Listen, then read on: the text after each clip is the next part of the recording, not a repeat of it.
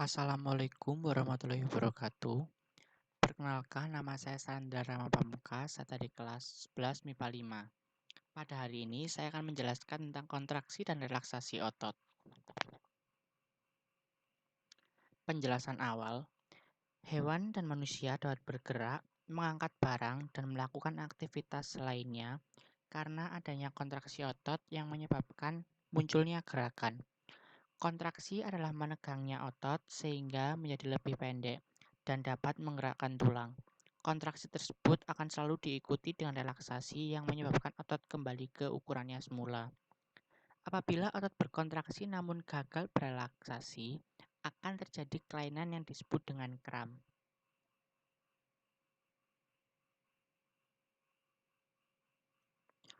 Otot tersusun atas serabut miofibril yang terdiri atas filamen tipis dan filamen tebal. Filamen tipis tersusun atas protein aktin, sedangkan filamen tebal tersusun atas protein miosin. Pada miofibril nampak bagian gelap dan terang. Oleh karena itu, sel-sel otot rangka sering disebut dengan nama sel otot lurik. Bagian gelap dan terang ini terus berulang-ulang. Setiap sel bagian gelap terang disebut dengan sarkomer.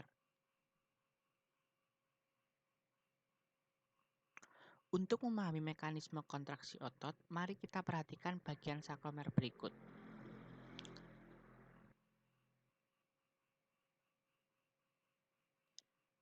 Garis horizontal tebal adalah filamen tebal,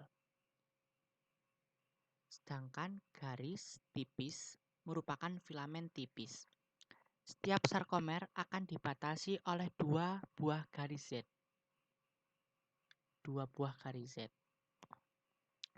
Pada tengah-tengah sarkomer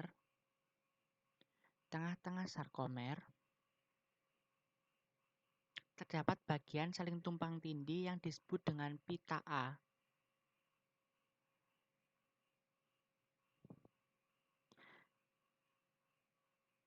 Tepat di tengah-tengah pita A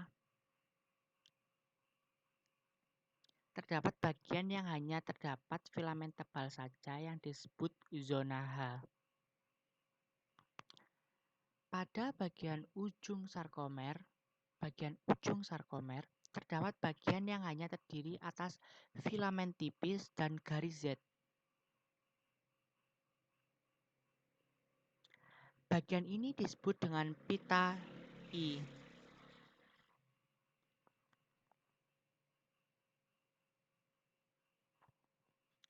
Mekanisme kontraksi otot disebut juga dengan sliding filament model. Sliding filament model dikemukakan oleh Andrew F. Huxley, Rolf Niedergerke, Hugh Huxley, dan Jen Hansen pada tahun 1994. Mereka mengemukakan tentang teori kontraksi otot atau disebut juga sliding filament.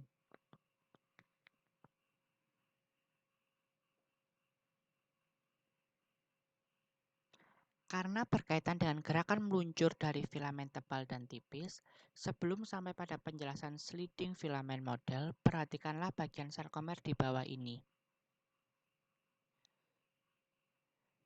Filamen tebal digambarkan dengan garis tebal warna biru, sedangkan filamen tipis digambarkan dengan garis kuning.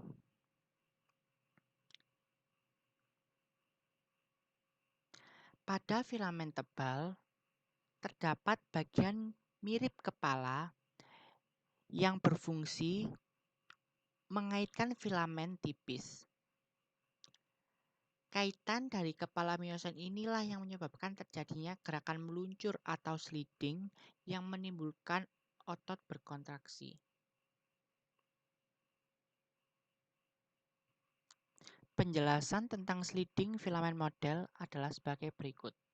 Yang pertama, kepala miosin akan mengangkat ATP sebagai sumber energi untuk terjadinya kontraksi.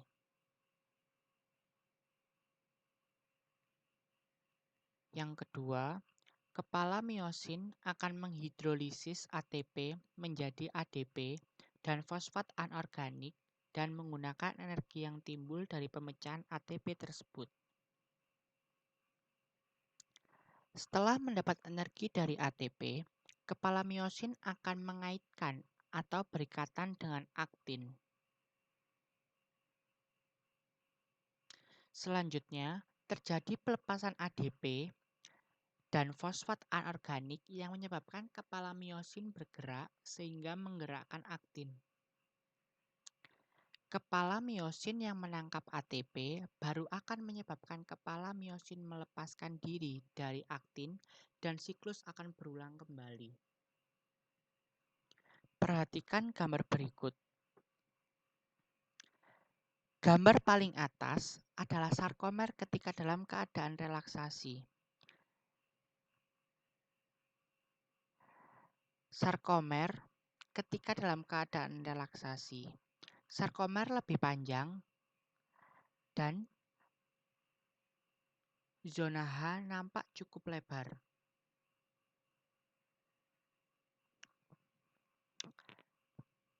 Gambar di bawahnya adalah sarkomer dalam keadaan berkontraksi. Terlihat bahwa sarkomer tersebut memendek dan zona H mulai menyempit. Gambar yang paling bawah adalah sarkomer dalam keadaan kontraksi penuh.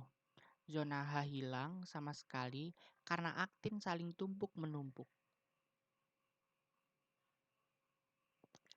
Dapat disimpulkan bahwa proses yang pertama adalah kepala miosin akan mengikat ATP sebagai sumber energi untuk terjadinya kontraksi.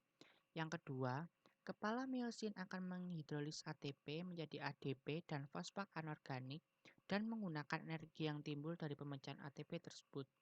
Dilanjutkan, setelah mendapat energi dari ATP, kepala miosin akan mengait atau berikatan dengan aktin. Lalu terjadi pelepasan ADP dan fosfat anorganik yang menyebabkan kepala miosin bergerak sehingga menggerakkan aktin. Yang terakhir yaitu kepala miosin yang menangkap ATP baru akan menyebabkan kepala miosin melepaskan diri dari aktin dan siklus akan berulang kembali.